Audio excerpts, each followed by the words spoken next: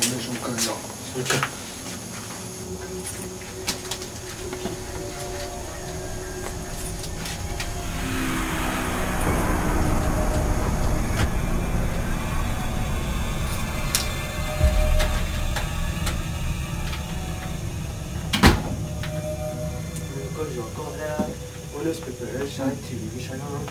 Thôi. Nên chuẩn đây học này. Chuẩn ít lên thì nó là. Tôi.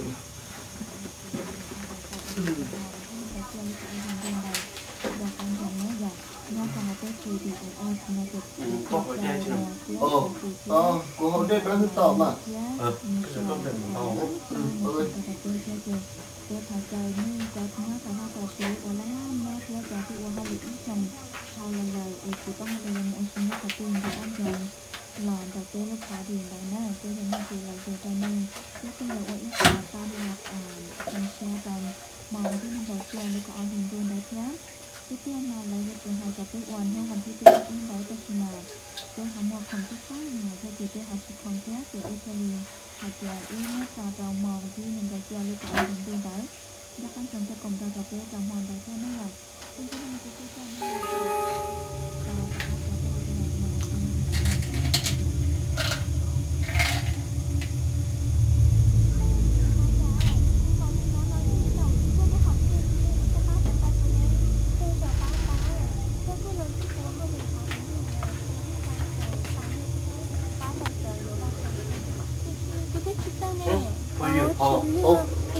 Có trâu đấy. Chào.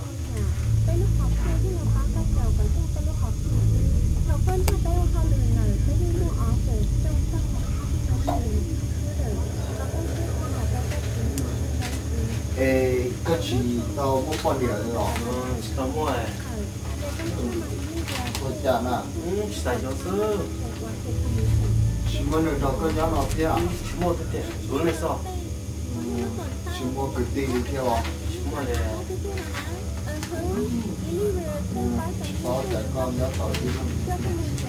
Nó này sư chọn. Chả. Có kìa. Nó chưa. Có. Con chả. Chị áo đi kìa. Chả phải bỏ chỉ rau đi chả.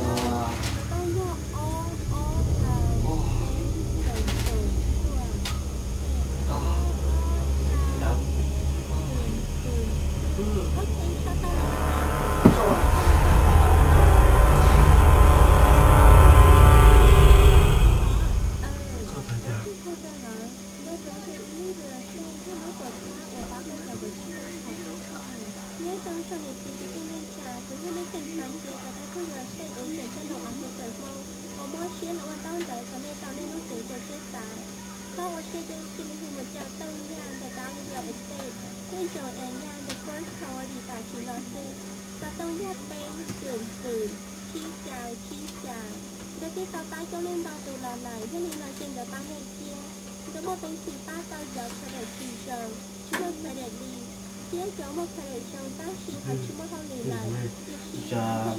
Tao làm riêng lo tiền sống.